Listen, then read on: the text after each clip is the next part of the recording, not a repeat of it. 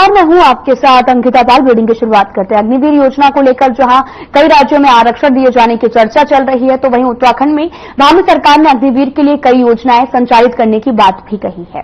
मुख्यमंत्री पुष्कर सिंह धामी ने कहा कि अभी राज्य में सरकार की तरफ से कई विभागों को निर्देश भी दिए गए हैं और वहीं अग्निवीर से वापस आए जवानों को नौकरियों में भी समायोजित करने का काम किया जाएगा। साथ ही अगर आरक्षण की आवश्यकता भी होती है तो सरकार की तरफ से कैबिनेट के माध्यम से इस प्रस्ताव को लाने का काम किया जाएगा और अगर एक्ट बनाने की जरूरत होगी तो विधानसभा के पटल पर भी धामी सरकार इस अधिनियम को लाने का काम करेगी, क्योंकि राज्य के लिए अग्निवीर से जुड़े हुए नौजवानों का भविष्य महत्वपूर्ण है।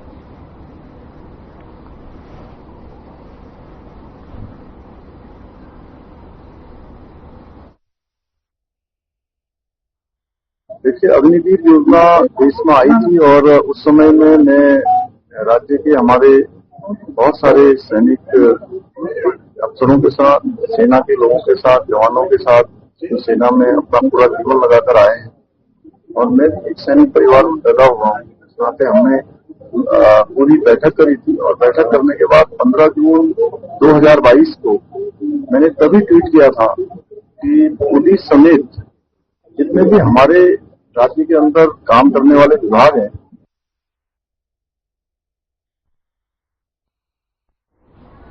दिल्ली केदारनाथ धाम मंदिर के शिलान्यास को लेकर उत्पन्न हुए विवाद को लेकर कांग्रेस ने एक बार फिर से प्रदेश सरकार पर गंभीर आरोप लगाए हैं। कांग्रेस पार्टी के प्रदेश अध्यक्ष सूर्यकांत धस्माना ने कोटद्वार में कहा कि सरकार ने दिल्ली में केदारनाथ धाम मंदिर का शिलान्यास कर देश में जो भ्रम का वातावरण पैदा किया है, उससे सारी सनातनियों को जो है वो गहरा झटका भी लगा है।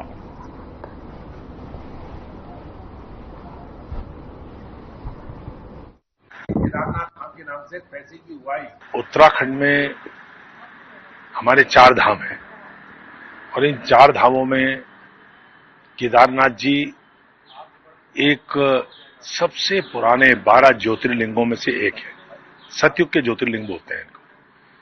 केदार धाम को लेकर के जो विवाद भारतीय जनता पार्टी की सरकार के मुखिया, भारतीय जनता पार्टी के समर्थकों, उनके द्वारा जो दिल्ली में केदार धाम के नाम से एक ट्रस्ट बनाया गया, वहां पर मुख्यमंत्री स्वयं प्राण प्रतिष्ठा के कार्यक्रम में गए और इस प्रकार से प्रचार किया गया कि जो केदारनाथ जी न जा पावे वो दिल्ली के ही केदारनाथ धाम मंदिर में आए, उसको वही पुण्य मिलेगा जो केदारनाथ जी में मिलता है। इस प्रकार का भ्रामक काम, जिससे पूरे देश और दुनिया में जो सनातनी हैं, हिंदू हैं, केदारनाथ जी के प्रति जिनकी आस्था है, विश्वास है, उनकी आस्था और विश्वास को चोट पहुंचाने का काम किया गया। केदारनाथ धाम के नाम से पैसे की उत्तराखंड को देवभूमि कहा जाता है और माना यह भी गया है कि उत्तराखंड में देवी देवताओं का वास होता है, क्योंकि 4 धाम भी उत्तराखंड में है। क्योंकि आपको बताते चले कि इसी के साथ सावन का पहला सोमवार भी होने के कारण मंदिरों में भक्तों का तांता लगा हुआ है और सभी भक्त भगवान शंकर का जलाभिषेक कर रहे हैं। माना जाता है कि जो भक्तगण सावन के 5 सोमवार का व्रत रखने के साथ साथ भोले का जलाभिषेक करते हैं, उनकी हर मनोकामना पूरी होती है।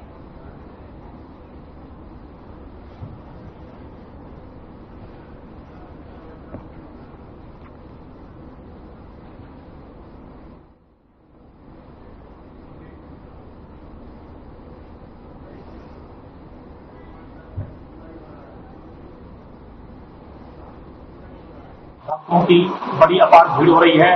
भक्त आ रहे हैं अपना व्रत पूर्ण करने के लिए, भगवान का पूजन कर रहे हैं। आज सभी भक्तों का इस सावन पूर्णिमा मास में व्रत होता है और व्रत के साथ साथ में लोग जो है सावन मास का पूरे माह का जो है व्रत करते हैं। तो उसको पूर्ण करने के लिए सुबह 4 बजे से लेकर के यहाँ भीड़ लगी हुई है, आ रहे हैं लोग और भक्त पूजन कर रहे हैं। उत्तराखंड में देर रात से लगातार बारिश हुई है। देहरादून के कई इलाकों में जलभराव भी हो गया है। बारिश के कारण हुए जलभराव के चलते स्कूलों तक पहुंचने में बच्चों को परेशानी हो रही है। शहर की ज्यादातर सड़कें जलमग्न हो गई हैं और अभी भी बारिश लगातार जारी है।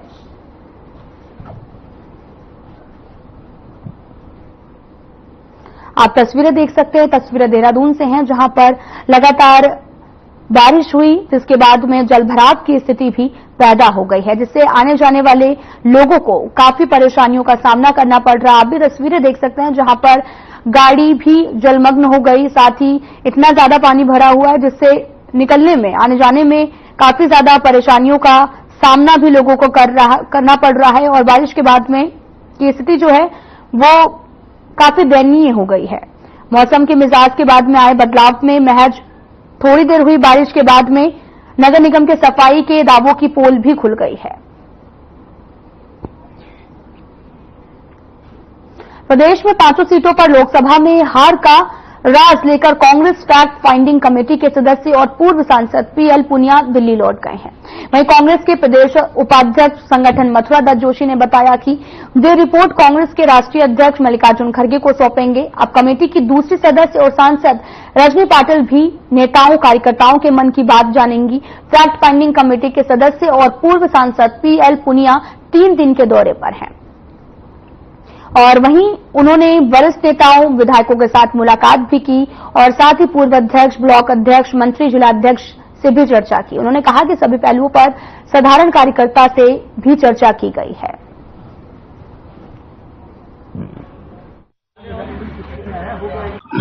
देखिए, फैक्ट फाइंडिंग कमेटी के जो मेंबरान थे उनमें से पीएल पुनिया जी कल यहाँ आए और 3 दिन तक लगातार उन्होंने लगभग 5000 कार्यकर्ताओं से, प्रदेश के विभिन्न हिस्सों से आए 5000 कार्यकर्ताओं से बातचीत की। उसमें वरिष्ठ नेताओं से बातचीत की गई, अलग अलग भी बातचीत की, सामूहिक रूप से भी बातचीत की गई। 2024 के हार के ऐसे क्या कारण थे जिनसे हमारी इतनी बड़ी शर्मनाक हार हुई है। वास्तव में कांग्रेस के लिए सोचने की बात भी है और हाईकमान ने ठीक भी किया कि ताकि हार के कारणों का पता लग सके और आगे की रणनीति तय हो सके, हम किस तरीके से आगे मजबूती से काम कर सकते हैं। नगर पालिका के चुनाव हैं, कोऑपरेटिव के चुनाव हैं, इन चुनाव में हम किस तरह की भूमिका निभाएंगे, इस दिशा में भी चर्चा हुई है और बहुत अच्छे सुझाव लोगों के आए हैं। संगठन को मजबूत करने के लिए, पार्टी को बूथ स्तर पर मजबूत करने के सुझाव हमको प्राप्त हुए हैं। हरियाणा से ट्रैक्टर पर आए कांवड़ियों का पार्किंग कर्मियों से विवाद हो गया है, जिसको लेकर मुनिकीरेती पुलिस ने 4 कांवड़ियों को गिरफ्तार किया है। पैसों को लेकर कांवड़ियों का पार्किंग कर्मियों से विवाद हुआ था। विवाद में कांवड़ियों ने पार्किंग कर्मियों पर हमला कर दिया था, जिसमें आपको ये भी बता दें कि एक पार्किंग कर्मी घायल हो गया था। तहरीर मिलने पर पुलिस ने मुकदमा दर्ज कर 4 कांवड़ियों को गिरफ्तार कर जेल भेज दिया है। और साथ ही मुनिकीरेती पुलिस के मुताबिक 20 जुलाई को ट्रैक्टर पर सोनीपत हरियाणा के कांवड़िया जो हैं वो नीलकंठ में दर्शन के लिए जानकी पुल पार्किंग पहुंचे। इस दौरान शुल्क को लेकर कांवड़ियों के पार्किंग कर्मियों के साथ विवाद होने लगा। विवाद में कांवड़ियों ने 3 पार्किंग कर्मियों पर जानलेवा हमला कर दिया, जिसमें एक पार्किंग कर्मी के चोट लग गई। वहीं पुलिस भी पूरे मामले की जांच में जुटी हुई है।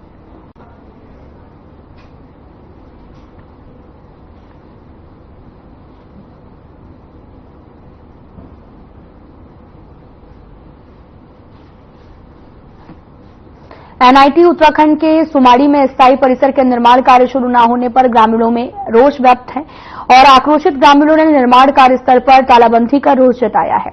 इस दौरान ग्रामीणों ने कहा कि एनआईटी के स्थायी परिसर के लिए सुमाड़ी के ग्रामीणों ने भूमि दान की है और अभी तक सुमाड़ी के भूमि पर निर्माण कार्य शुरू न करवाकर चमराड़ा से लगी भूमि का निर्माण कार्य शुरू कर दिया गया।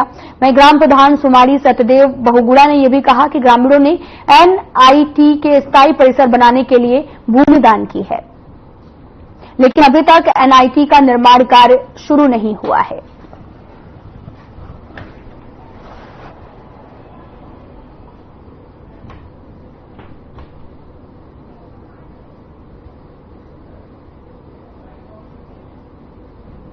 प्रशासन ने रखा हुआ है, प्रशासन ने 13 साल हम लोगों ने वेट किया अपनी जमीनों के लिए कि हमारे यहाँ एनआईटी बनेगा, लेकिन आज भी हमारे बेरोजगार युवा सारे इस आशा में हैं कि हमें रोजगार मिलेगा। लेकिन कंपनी वालों ने अभी तक हम इनके साथ कई दौर की मीटिंग कर चुके हैं, कई दौर की मीटिंग, कई बार हम एग्रेसिव भी हुए हैं कंपनी वालों के साथ में।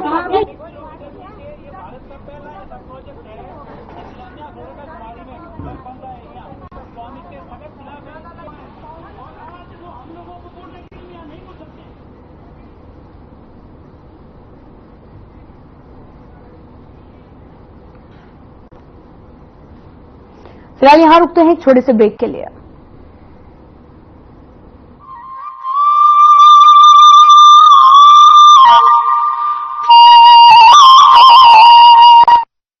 प्रधानमंत्री नरेंद्र मोदी के मार्गदर्शन एवं मुख्यमंत्री पुष्कर सिंह धामी के कुशल नेतृत्व में उत्तराखंड सक्षम एवं सशक्त राज्य के रूप में आगे बढ़ रहा है। संपूर्ण समावेशी विकास के लक्ष्य को हासिल करने के लिए चलाई जा रही योजनाओं में सुधार करने और उन्हें जन जन तक पहुंचाने का काम तेजी से किया जा रहा है।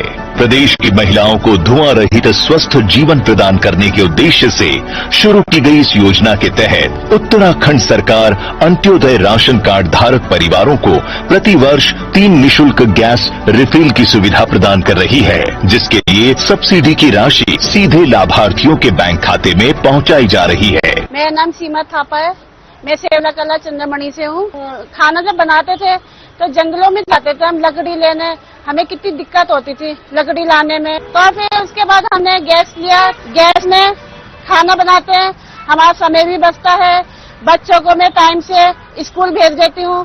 इस योजना के तहत हर साल 4 माह के अंतराल में मुफ्त गैस रिफिल योजना का लाभ दिया जा रहा है। इस योजना का लाभ लेने के लिए आवेदक के पास अपना बैंक खाता होना आवश्यक है। मुख्यमंत्री अंत्योदय निःशुल्क गैस रिफिल योजना से उत्तराखंड की महिलाओं के जीवन में कल्याणकारी परिवर्तन आया है। इस योजना से धुआं रहित भारत की परिकल्पना को साकार करने के सपने को बल मिला और महिलाओं का जीवन अधिक स्वस्थ हो रहा है। साथ ही अब उन्हें गैस रिफिल के लिए आर्थिक तंगी का सामना भी नहीं करना पड़ रहा।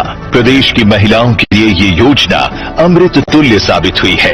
योजना सुचारू रूप से कार्यान्वित हो, इस पर प्रदेश सरकार द्वारा पूरा ध्यान रखा जा रहा है तथा इसकी नियमित मॉनिटरिंग भी की जा रही है। स्वच्छ, पारदर्शी और प्रभावी गवर्नेंस का दिख रहा है धरातल पर परिणाम। धामी सरकार, मजबूत इरादे, पूरे होते वादे। प्रधानमंत्री नरेंद्र मोदी के मार्गदर्शन एवं मुख्यमंत्री पुष्कर सिंह धामी के कुशल नेतृत्व में उत्तराखंड सक्षम एवं सशक्त राज्य के रूप में आगे बढ़ रहा है। संपूर्ण समावेशी विकास के लक्ष्य को हासिल करने के लिए चलाई जा रही योजनाओं में सुधार करने और उन्हें जन जन तक पहुंचाने का काम तेजी से किया जा रहा है। प्रदेश के युवाओं को विदेश में रोजगार के अवसर प्रदान करने हेतु मुख्यमंत्री पुष्कर सिंह धामी द्वारा प्रदेश में मुख्यमंत्री कौशल उन्नयन एवं वैश्विक रोजगार योजना की शुरुआत की गई है, जिसमें सरकार द्वारा राज्य के उच्च शिक्षा पूर्ण कर चुके युवाओं को ट्रेनिंग देकर विदेश में रोजगार उपलब्ध कराया जा रहा है। इस योजना के तहत विदेशी नियोजकों द्वारा उपलब्ध कराई गई जानकारी के आधार पर राज्य के युवाओं को language, culture, work aesthetics, nursing और हॉस्पिटैलिटी व अन्य क्षेत्रों में कौशल उन्नयन प्रशिक्षण देकर विदेशों में नौकरी के अवसर उपलब्ध कराना है। मैं माननीय मुख्यमंत्री पुष्कर सिंह धामी जी का धन्यवाद करना चाहती हूं कि उन्होंने यह प्रोग्राम स्टार्ट किया है और हमारे सपनों को एक नई उड़ान दी है। मेरा नाम कल्पना बिस्ट है और मैं प्रतापनगर ब्लॉक टिहरी गढ़वाल की रहने वाली हूँ। मैंने स्टेट स्कूल ऑफ नर्सिंग से ANM का कोर्स किया है। उसके बाद मुख्यमंत्री कौशल उन्नयन एवं वैश्विक रोजगार योजना के तहत मुझे जैपनीज लैंग्वेज सीखने का अवसर प्राप्त हुआ है। विदेश में रोजगार के इच्छुक युवाओं को उत्तराखंड सरकार की अपनी सरकार पोर्टल पर पंजीयन कराना आवश्यक है। ट्रेनिंग के कुल प्रशिक्षण लागत का 20% राज्य सरकार द्वारा वहन किया जा रहा है। अब तक कई युवक युवतियों को सरकार द्वारा बेहतरीन वेतन पर विदेशों में रोजगार उपलब्ध कराया गया है।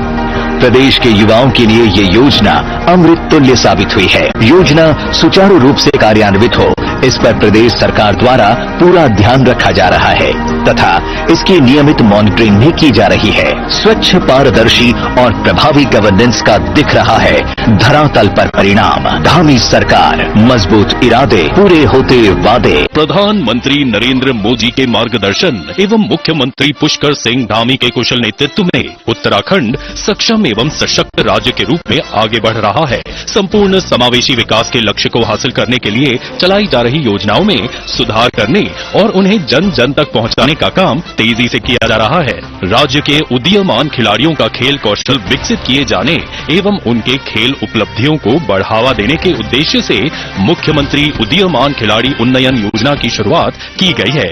योजना का लाभ प्रदान करने हेतु खिलाड़ियों का चयन ट्रायल्स के आधार पर किया जाता है। सरकार ने स्कीम चलाई है, ये मेरे लिए और मेरे घर वालों के लिए बहुत फायदेमंद है, क्योंकि पहले मेरा खेल में इंटरेस्ट नहीं था और अब मैं खेल में प्रोग्रेस कर रहा हूँ। मैं माननीय मुख्यमंत्री जी का बहुत बहुत धन्यवाद करूंगा और उत्तराखंड सरकार का भी। मेरा चयन मुख्यमंत्री प्रोत्साहन खिलाड़ी योजना में हुआ है। मैं सरकार का बहुत धन्यवाद करती हूँ कि उन्होंने इस योजना की शुरुआत करी है और हम जैसे खिलाड़ियों को एक रास्ता मिला है, हम अपने गेम में आगे बढ़ सके। स्कॉलरशिप से मुझे और मेरे परिवार को काफी फायदा हुआ है। गेम में हम काफी इम्प्रूवमेंट कर रहे हैं और मैं माननीय मुख्यमंत्री जी और उत्तराखंड सरकार का धन्यवाद करती हूँ। प्रत्येक जनपद द्वारा अपने अपने जनपद में चयनित खिलाड़ियों को प्रति माह 1 वर्ष तक छात्रवृत्ति प्रदान की जा रही है। 8 से 14 वर्ष के बालक बालिकाओं को इस योजना का लाभ लेने के लिए उत्तराखंड राज्य का स्थायी निवासी होना अनिवार्य है। इस योजना के शुरू होने से खिलाड़ियों में प्रोत्साहन के साथ ही राष्ट्रीय खेलों में रुचि बढ़ रही है। प्रदेश के खिलाड़ियों के लिए ये योजना अमृत तुल्य साबित हुई है। योजना सुचारू रूप से कार्यान्वित हो, इस पर प्रदेश सरकार द्वारा पूरा ध्यान रखा जा रहा है तथा इसकी नियमित मॉनिटरिंग भी की जा रही है। स्वच्छ, पारदर्शी और प्रभावी गवर्नेंस का दिख रहा है धरातल पर परिणाम। धामी सरकार, मजबूत इरादे, पूरे होते वादे।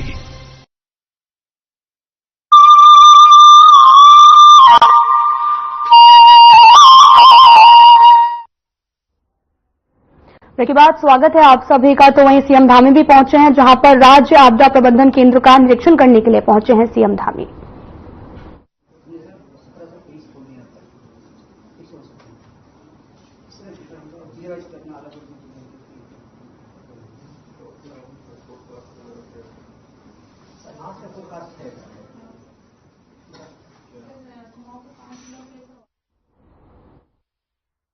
तो आप सीएम धामी को देख रहे थे, जहां पर वो निरीक्षण करने पहुंचे हैं। तो बढ़ते हैं अगली खबर की तरफ। जनपद उधम सिंह नगर के खटीमा से एक बड़ी खबर सामने आ रही, जहां पर नानक सागर क्षेत्र के कामन नदी के किनारे अपनी गाय को पानी पिलाने गए गांव के निवासी को मगरमच्छ ने अचानक से दबोच लिया है। लगभग 6 घंटा मुंह में दबोच कर जलाशय क्षेत्र में घूमता रहा और युवक के साथ में आपको ये भी बताते चले कि उसकी पत्नी ने बचाने की कोशिश की, चीख पुकार मचाई, जिसके बाद वन विभाग, पुलिस प्रशासन, एसडीआरएफ टीम और स्थानीय प्रशासन ने भी मौके पर पहुंचकर काफी प्रयास भी किए हैं, लेकिन कोई भी सफलता मिलती नजर नहीं आई। वहीं कड़ी मशक्कत के बाद में युवक का शव बरामद कर पोस्टमार्टम के लिए भेज दिया गया, जिसके बाद विधायक भुवन सिंह कापड़ी ने भी मौके पर पहुंचकर स्थिति का जायजा लिया है। और हमारा भाई छोटा आया था गाय को पानी पिलाने के लिए, उन्होंने पानी पिला रहे थे, तभी मगरमच्छ ने हमला कर दिया उनके ऊपर। गांव के लोगों ने, सभी लोगों ने बचाने का प्रयास किया, फिर बाद में हमसे नहीं हो पाया तो पुलिस को सूचना दिया गया और 1 बजे से लेकर 6 बजे तक वो मुंह में लेकर वो उसको घुमाता रहा, इधर उधर घुमाता रहा, लेकिन प्रशासन ने कोई उसके लिए बचाव का काम नहीं किया। कि ये घटना है कि हमारे यहाँ एक ग्रामीण अपनी गाय को जो है पानी पिला रहे थे, तो मगरमच्छ उन्हें लेके गया। तो उसके बाद जब सूचना मिली तो हमने गोताखोर बुलाए हैं शासन प्रशासन ने, और मगरमच्छ के मुंह में बॉडी को सबने देखा है ले जाते हुए, प्रशासन ने भी देखा है, मेरी जो जिलाधिकारी से बात भी हुई उन्होंने भी देखा और यहाँ के ग्रामीणों ने भी देखा हुआ है। तो आगे रात को बारिश आने से और तेज पानी आ गया, फ्लड आ गया, तो हम एक टीम को और बुला रहे हैं। उसके अलावा जो यहाँ की बोटें हैं उनको भी दिलवा रहे हैं, रेस्क्यू को तेज कर रहे हैं ताकि उसकी जो है उसको हम जल्द से जल्द ढूंढ सकें। मैं वन क्षेत्र अधिकारी दक्षिणी जोलासाल। हमारे क्षेत्र में ये जो नानक सागर है, इसमें लोगों को आवाजाही रहती है। नदी, कामन नदी के किनारे कल जो है एक व्यक्ति जानवरों के साथ पानी पिलाने के लिए गया था, ऐसा सुनने में आया है, और मगरमच्छ ने उसको उठा लिया है। तो उसकी तलाश जारी है। कल भी पुलिस, वन विभाग की संयुक्त टीम, जल पुलिस तथा राजस्व विभाग के सभी अधिकारी यहाँ पर उपस्थित रहे, काफी छानबान मारी। रात्रि 8 बजे तक हम लोग भीमताल में हो रहे हरेला मेला रंगारंग कार्यक्रम के साथ में समापन हुआ है। 1 सप्ताह चले इस मेले में काफी भीड़ भी यहां पर रही। लोगों ने हरियाली के प्रतीक इस मेले में पर्यावरण संरक्षण पर ध्यान दिया, साथ ही इस मेले का जमकर लुत्फ भी उठाया। समापन समारोह के दौरान भीमताल के विधायक ने हरेला महोत्सव समापन समारोह के अवसर पर कहा कि हरेला हमारी समृद्ध संस्कृति के साथ ही खुशहाल और विकसित खेती का भी प्रतीक है। इस मौके पर मुख्य मंच में कई सुंदर कार्यक्रम भी प्रस्तुत किए गए हैं।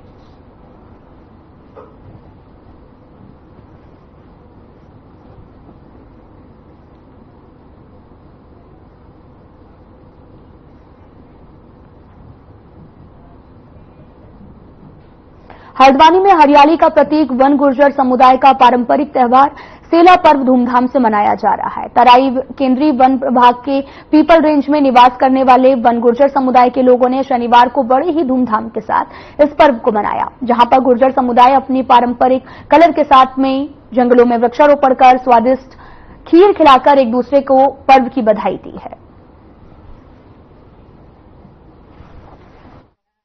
देखिए, हमारे माननीय उत्तराखंड राज्य विधिक सेवा प्राधिकरण से कल हमें निर्देश प्राप्त हुए थे कि हमारे जनपद उधम सिंह नगर में जहां बल्कि ये पूरे उत्तराखंड के लिए डायरेक्शन आए थे कि प्रत्येक जिले में जहां भी हमारे वन गुर्जर प्रजाति के जो हमारे भाई जो हमारे हैं, तो वहां पे सब जगह पौधारोपण किया जाना है। ठीक, और पौधारोपण उन वृक्षों का होना है जो औषधीय वृक्ष हैं, जो उनकी भी हमें लिस्ट मिली थी, जिससे कि हमें जो है ज्यादा ऑक्सीजन मिलती है। इस तरह के पौधे जो है हमें लगाने हैं। देखिए सर, जो ये सेला पर्व है, ये वन गुर्जर समुदाय का एक पारंपरिक पर्व है जो सदियों से समुदाय अलग अलग वन खत्तों में, वन क्षेत्रों में मनाता हुआ आ रहा है। और इसके पीछे जो एक खासियत जो है, ये क्यों सेला पर्व इसका नाम है और क्या इस प्रकार से समुदाय में विख्यात है, इसका मुख्य उद्देश्य है कि वन गुर्जर समुदाय का जो माल मवेशी है, उसका जो फॉर्डर रहता है वो प्राकृतिक पर निर्भर रहता है। और समुदाय का एक मुख्य उद्देश्य रहता है कि जंगल के अंदर जो पौधारोपण होता है प्राकृतिक पौधा, जैसे तो अन्य प्रकार के बहुत सारे पौधे गांव देहात मोहल्लों में रोपे जाते हैं, पर समुदाय का एक विशेष तरीके का जो प्राकृतिक पेड़ है, यानी कि फल से अलग जो नेचुरल पेड़ है, वो वन गुर्जर के पशुओं के साथ साथ जंगल का जो वाइल्ड लाइफ है, जीव जंतु है, उसके लिए पत्ते उसके जो छोटे के तहत बनाया और समुदाय द्वारा बहुत ही विविध रूप से जो है पूरे उत्तराखंड में, हिमाचल में इसे जो है प्राकृतिक पौधा का रोपण करके बनाया जाएगा। और विशेषकर इसकी खूबसूरती यही है कि और जितने भी कार्यक्रम होते हैं उसमें जो है प्लांट का कभी भी ध्यान नहीं रहता है, लेकिन सेला में विशेषकर प्लांट का ध्यान रहता है। इसमें जो वही प्लांट लगाए जाते हैं जो यहाँ की धरा के लिए उपयोगी हो। सबसे बड़ी खूबसूरती यही है।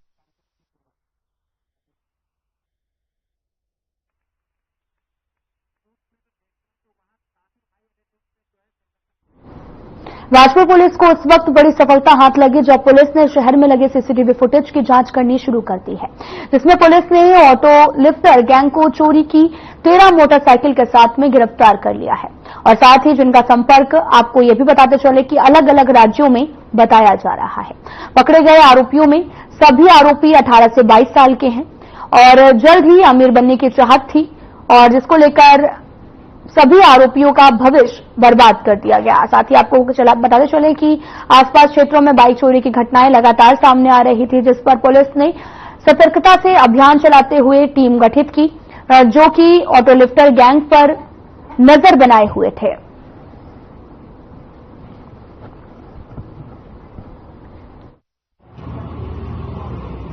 माननीय मुख्यमंत्री महोदय का निर्देश रहता है कि इस प्रदेश को अपराध मुक्त उत्तराखंड बनाना है। इसी क्रम में डीजीपी महोदय और डीआईजी महोदय का भी निर्देश रहता है कि संगठित अपराध के ऊपर काम करना है। आज साथियों, हमारा एसएचओ बाजपुर नरेश और सीओ अनरा मारिया जी और हमारा एसपी अभय और उनकी पूरी टीम सुरेंद्र और उनकी पूरी टीम विनोद फरतियार और उनकी टीम को बेहतरीन सफलता मिली है। विशेष रूप से तारीफ करना चाहेंगे हमारा कांस्टेबल कृष्णा नेगी और हमारा ग्राम प्रहरी का। बाजपुर पुलिस को बेहतरीन सफलता मिलते हुए 13 बाइकें रिकवर हुई है। अंतरराज्यीय बाइक चोरी का गिरोह का पर्दाफाश हुई है। कुल मिलाकर 13 बाइक। कदीमा में आई बाढ़ से लोगों को काफी हानि पहुंची है और इसको लेकर विधायक भुवन कापड़ी ने कहा कि इस आपदा की लगभग 70% फसल बर्बाद हो गई है।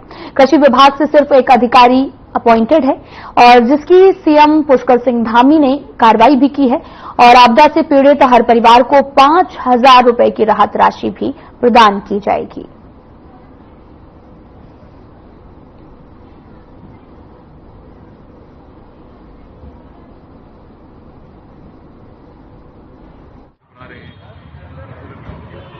आपदा आई है, लगभग 70% किसानों की फसल बर्बाद हो और हमारे यहाँ कृषि विभाग में एक अधिकारी अपॉइंट है।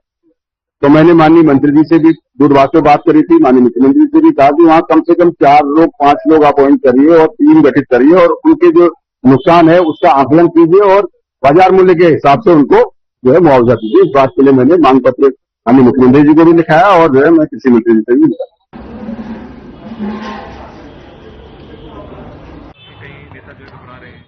तो देहरादून में उत्तराखंड लोक सेवा आयोग द्वारा उच्च शिक्षा विभाग के अंतर्गत नियुक्ति पत्र वितरण कार्यक्रम का आयोजन किया गया, जहां पर सीएम पुष्कर सिंह धामी भी पहुंचे हैं। क्या कुछ कह रहे, सीधा आपको लिए चलते हैं। समारोह यहाँ पर आयोजित हुआ है। ऐसे सभी चयनित होने वाले दोनों विभागों के हमारे अभ्यर्थी, मैं सबसे पहले तो आज आप सब लोगों में से मुझे लगता है कि कम लोग इसके अंदर पहली बार आए होंगे, मतलब इससे पहली बार आए होंगे। आपके अलावा पहले भी आए हैं क्या? आज पहली बार कितने लोग आ रहे हैं? तो आप सब लोग आज ये मुख्य सेवक सदन है, इस मुख्य सेवक सदन में आप सब आए हैं। मैं आप फिलहाल में इतना ही। नमस्कार।